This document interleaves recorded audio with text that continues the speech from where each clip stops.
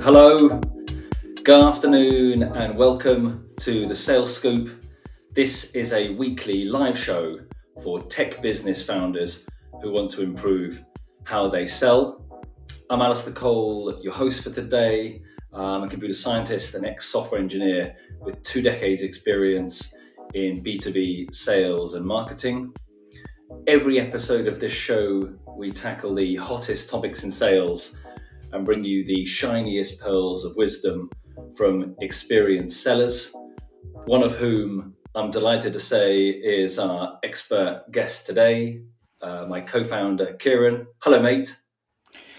Good afternoon, Alistair. Hello, everyone. My name's Kieran. I've got two decades. I was going to say 2 years, but it's more than that. It's 2 decades worth of sales operations experience.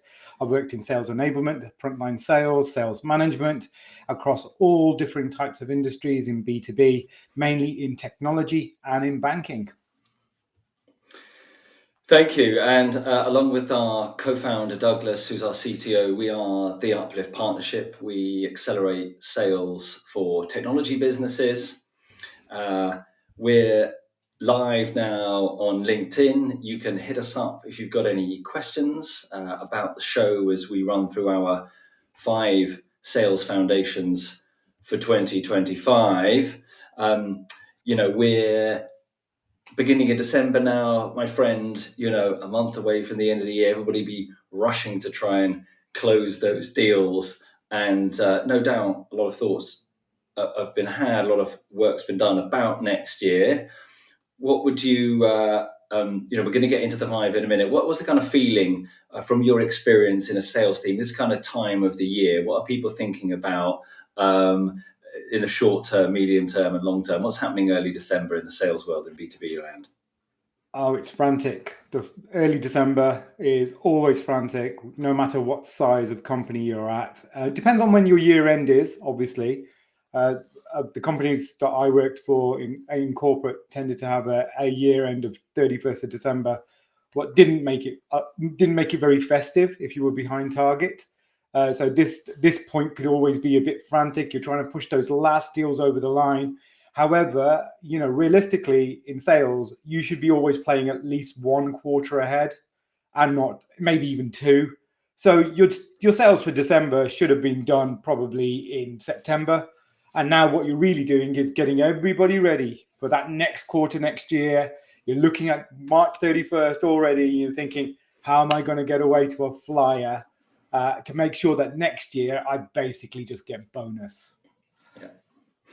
Well, that's what today's show is about. It's about getting you set up or augmenting your strategic thinking for next year in terms of like our big 5 sales foundations. Very excited to get into these. We're just going to kick straight off. Time is short. We want to crack straight on.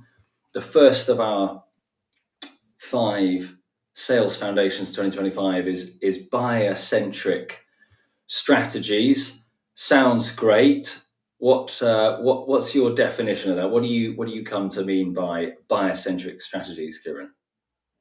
When I think about buyer-centric strategies, for me, it's thinking about the buyer itself. You're thinking about their needs, their challenges, their pain points.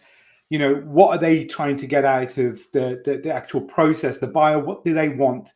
And your job as a seller is to make sure that their journey, that whole strategy, this buyer-centric, everything they do is all about value, and it drives them along as they go through the sales process. Just hearing all of those key phrases that they want to hear, that they know that you understand them. So meaning that you are in tune with your buyer. In tune, aligned with, really putting them at the heart of everything you do. And a lot of the clients we work with, they've started down that track, but they maybe haven't gone as deep as they should. For me, one of the key blockers is just not getting enough information, not enough deep understanding about the buyer. That's a research component. And also not being agile enough along the way to adapt to changes. If in order to have a buyer-centric strategy, are there any challenges that might get in the way, or any blockers that you you can think of that might stop people putting the buyer right at the heart of their strategy? Well, it's easy to forget them. I think sometimes as a salesperson or as a company, you kind of forget the buyer. At some points, you're too busy, and especially if you're selling a piece of technology that isn't, you can't really be adapted too much to the buyer's needs. So you find yourself trying to sell what you have, and you don't really listen to the buyer. So, and you're scared what the buyer might tell you. They might tell you something about your product that means you might have to change things, or and you don't want to hear that. So thus you go down this selling process where you're just educating continuously, and you're not really listening for feedback. And that is a danger. It's a massive danger. Also, I found as well that a lot of companies have done this piece of work at the start. However, a couple of years down the line, and it should be revisited regular, but some companies haven't revisited it since they started. And things have changed, as you know yourself. Yeah, I think that's a great shout. Buyers are constantly evolving, right? The people who are going to buy your product are the ones who are going to, or your buyer's buyer. These things are changing rapidly. The demographics and dynamics of B2B buyers is changing. And you make a great point. If you haven't revisited your core definitions in the last year, the last couple of years, your value propositions, your ideal customer profile, the buying personas, buying journeys, if these bodies of work haven't been revisited and updated, then you're potentially at a disadvantage, because buyers are changing, the world is moving very fast, and we know that these kinds of definitions help. HubSpot reported 12 months ago that companies that had a strong ideal customer profile definition, right, they'd really spent time honing in on it, they were closing 68% more accounts than those with just an average ICP. So those definitions, absolutely critical to success. What tips would you give to people watching or listening about how they can go and get closer to buyers? What should they do, Kieran? Okay, so firstly, you must have a sales playbook, and that sales playbook should have your ICP and your buyer personas in there, so you can actually see. Then what you should do is realistically have a look at the last few clients you've won, probably the last year's worth of clients, and to see, are they still matching up? Are you seeing anything different? If you're the frontline salesperson yourself, or you're the founder seller, whichever way you look at it, are you still feeling that same thing, or is it out of tune? Because we know that the next generation of sales managers are coming in. The millennials are slowly pushing out the baby boomers, and these people buy differently. So your ICP a few years ago was perfect. It worked. Baby boomers bought in a certain way. They liked getting on the phone. They liked doing all of this. However, if you've got millennials that you're selling to, or even Gen Z, it might be that your selling process is slowly but surely turning into, it's coming out of, it's out of favor now. Yeah. No, all valid points. The sales having a killer sales playbook you talked about spending time immersing, observing, asking questions of them. I think making time to think about how you should engage with them is critical. And then you mentioned as well about getting feedback from buyers once you've got those initial definitions. So really important. Let's skip on to foundation number 2.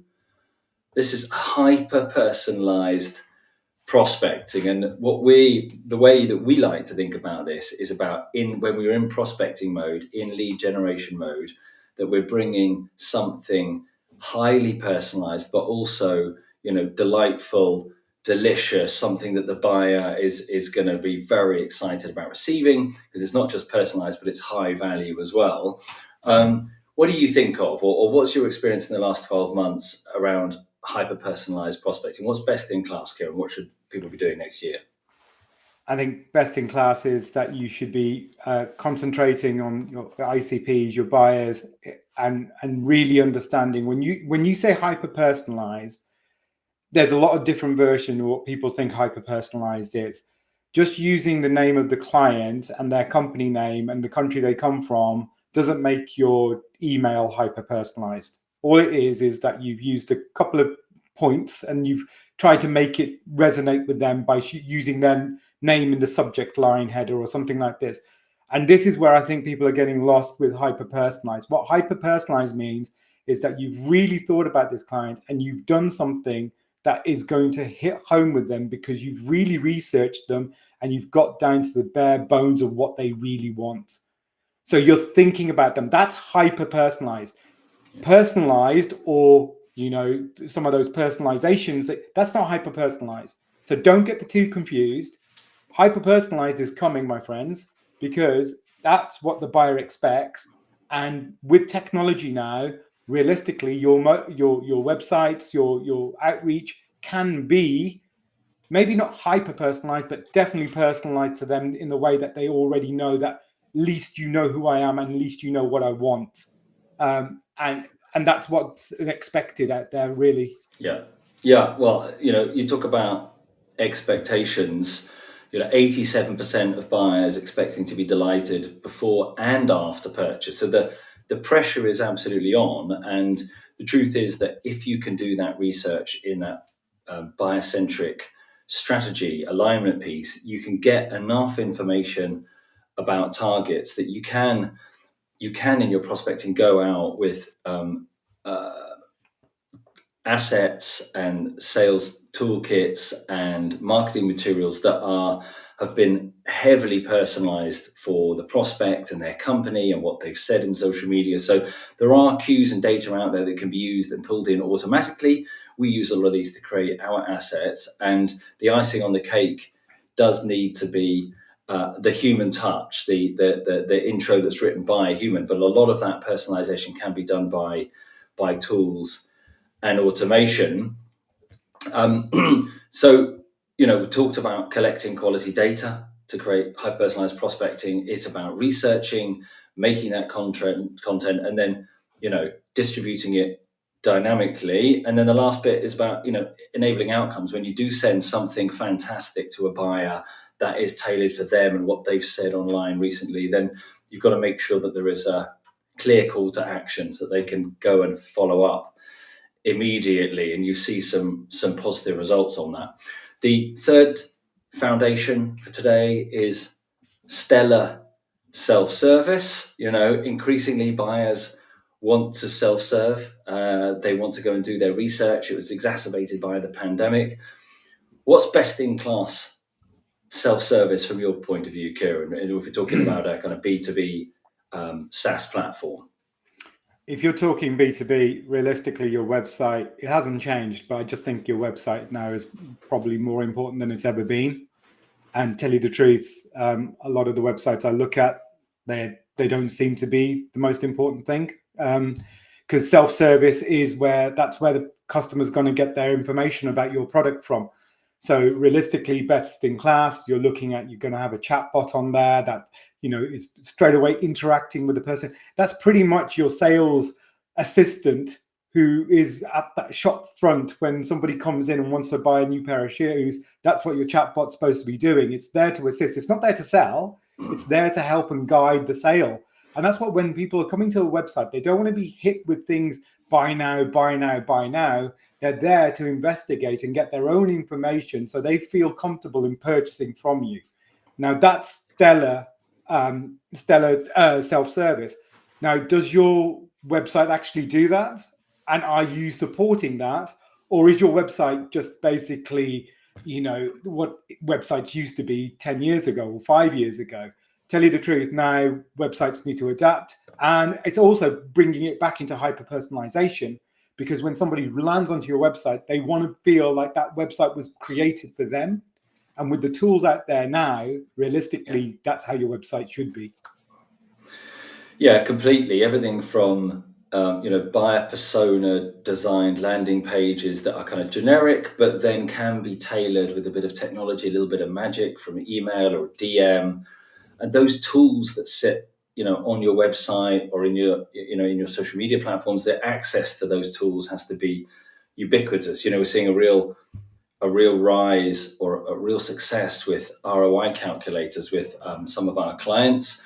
Those are a fantastic way to let people play and see how much benefit, how much value they could get from your solution. So, self-service, absolutely critical, right? And, if you're an early stage technology business, you're probably down here in the bottom left-hand corner. You really want to be moving up to the top left with a technology-led self-service, because that's a lower cost of sale. If you are a more traditional technology business selling, professional service, then you're going to have a larger sales team over on the right-hand side. And depending on where the kind of business that you're running will determine where you will be on this chart, and also where you'd want to move to next. And if you're thinking about what kinds of self-service capability you should be building, then we're talking about the product UI and, like Kieran said, website and landing pages to start with. But you quickly moving on to guided onboarding, tours, sales purchase automation, and beyond. So there's lots of different areas of self-service that you should be adding to your website and your digital footprint, so that it's absolutely stellar, because enabling those high quality qualified inbound leads, they are gold dust, right, my friend? Those are the Glengarry leads that come in, and the better your self-service, the better qualified and the further along those leads are progressed. Mm-hmm, definitely. So yes, so identifying the right approach for you, depending on what kind of business you're running and how far along your self-service capability is, benchmarking the maturity of your digital tools, and then creating a roadmap is what's next on the self-service journey. Our fourth foundation for sales for next year is about dynamic deal closing. Obviously, we're talking more the larger end, complex sales. What do you think of, my friend, when you think of companies being dynamic in their deal closing, Kieran?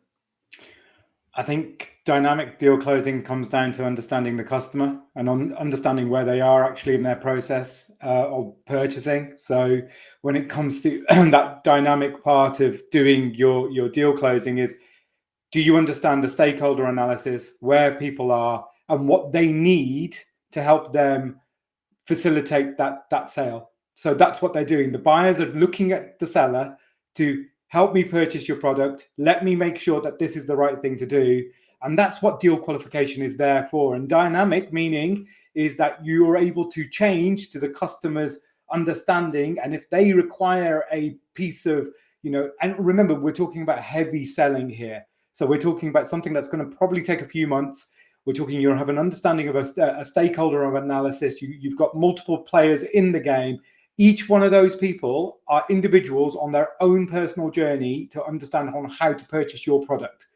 And being dynamic means that you know exactly where everybody is, not that you're just sending the one PDF that you've made for the main stakeholder to everybody and you're just hoping they all get it. Yeah, no, that's it. That's a great shout, because it is about collecting all the right people, the key stakeholders, the buying personas, whether they're a champion, a blocker, and an internal influencer. There's, larger complex groups have lots of different stakeholders. They all need to be satisfied and looked after. You talked about deal qualification there. And our flagship SaaS platform is Revenue Coach. It is a personalized sales coach for the price of a coffee. It plugs into your CRM and provides personalized sales coaching. You can use it for free at the moment at revenuecoach.ai. Ultimately, when people think about sales, they think about a deal being done, which is the icing on the cake after weeks or often months worth of work. What would you, if you had a piece of advice for watchers or listeners, Kieran, what one thing should founder sellers be bringing to the table in order to close that deal? What is the one thing most likely to help close a deal? Don't be afraid that if the actual, be patient.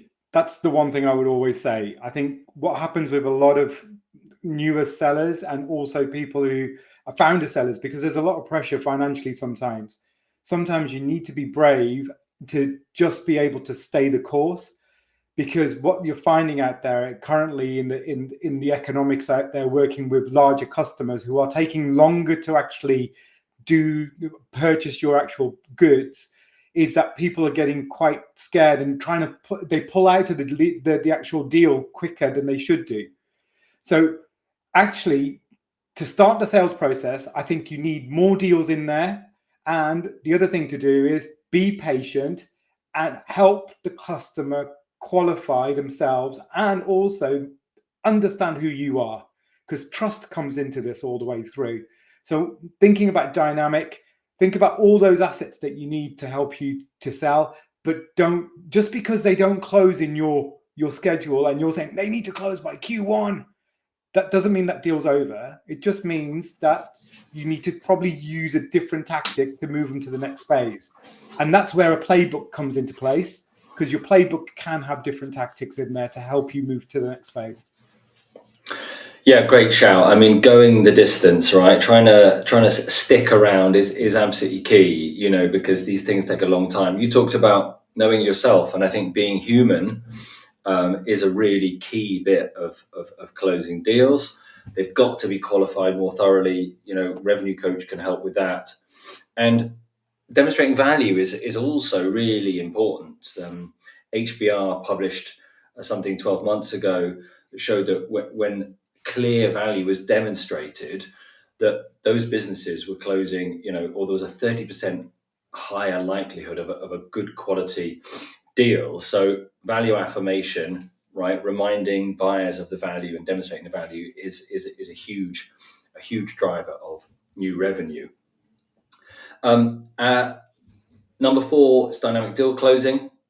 The 5th and final foundation for next year, from a sales point of view, is having progressive sales processes, right? Thinking about what you can do differently, how you can adapt.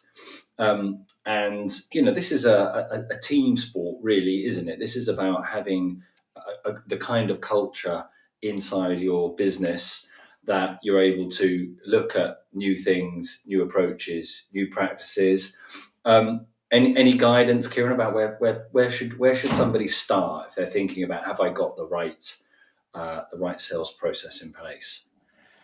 Yeah. So again, I think it basically, number 5 is a combination of all of the ones that we've had before. Realistically, your sales process is constantly adapting. It is dynamic. It is constantly changing depending on the buyer who comes in. Try not to have one sales process for everybody. Think about every buyer as their own journey. And yes, you might have phases in there, but different ICPs or different buying personas will take a different journey at different points.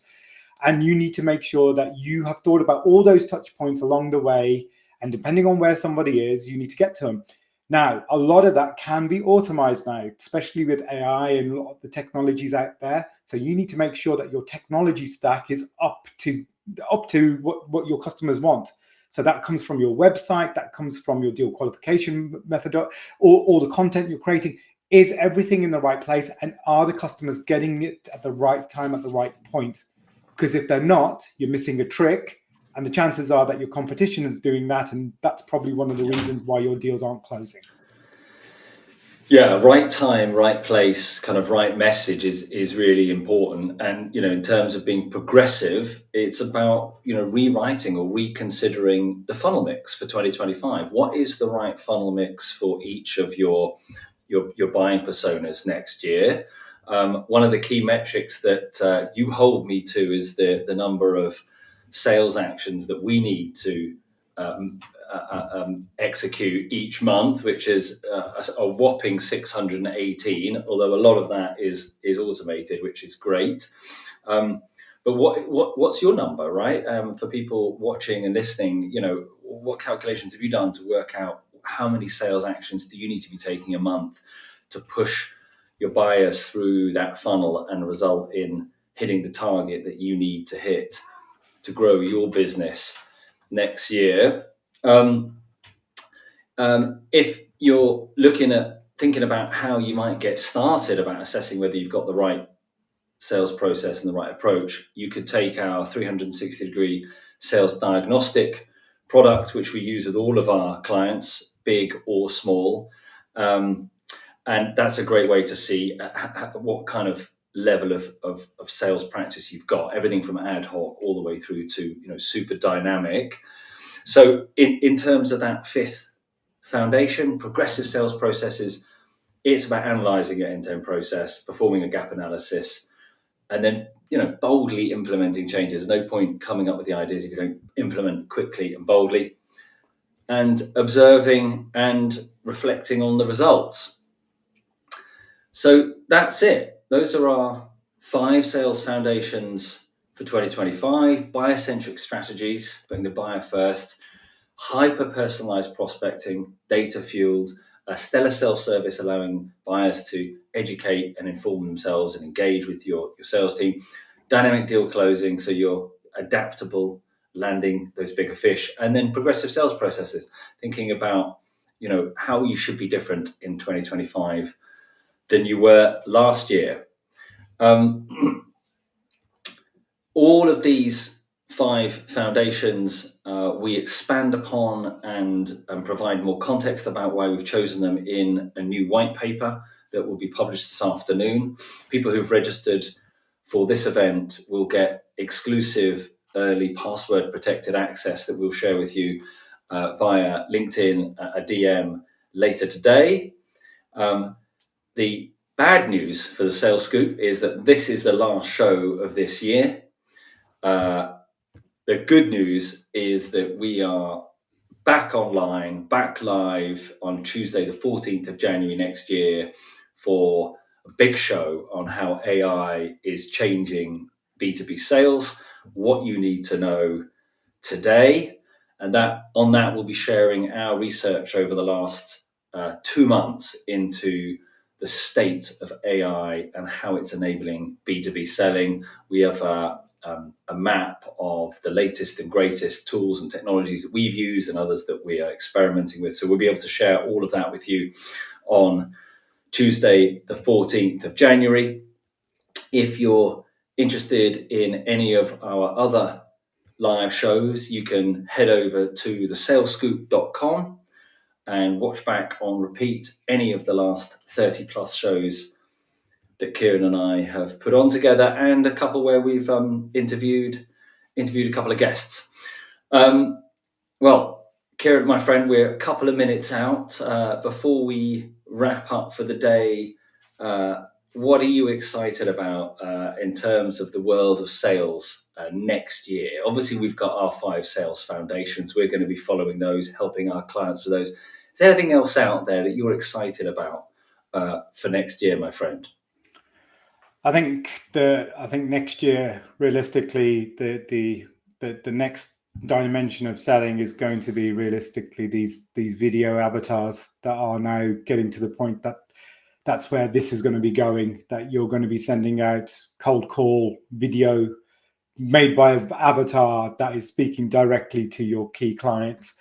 It won't be dynamic at this moment in time, but there's a lot of companies out there that are going to be bringing this to be dynamic. So for smaller companies who haven't got large sales teams, suddenly they'll be able to scale because they'll have the expertise or the sales team then behind them to do all this personalized outreach at volume. So that's going to be the most exciting thing. I can't wait to start getting into that and figuring out how to use all this great new technology that's coming out that way. Yeah, that's really exciting, isn't it? I think there's a moment in culture when people start to accept that they're okay receiving that kind of content, and until that happens, people are always a little bit cagey about it. But we've seen with like Notepad, LM, and other kind of automated ways that new high quality personalized content is being produced, that avatars, video sales messages are going to be really big, whether that's us being cloned or somebody separate. And at the same time, I think as we bring in more and more of that technology, there's an even greater place or even more high value place for, human one-on-one connections, in real life, balancing the technology. So yeah, lots of exciting stuff. We'll be covering a lot of it on the show next year. That's 12:30. All there is for us to do is well, for me, is to say thank you very much for being our expert today, Kieran, and for all your amazing contributions over the entirety of 2024. It's been an absolute pleasure, my friend. Thank you very much, Alistair. Thank you very much, everybody, for listening and watching us this year, and have a great end of the year. Close loads of business, and we'll see you early in the new year. See you in the new year. Bye, everybody. Bye.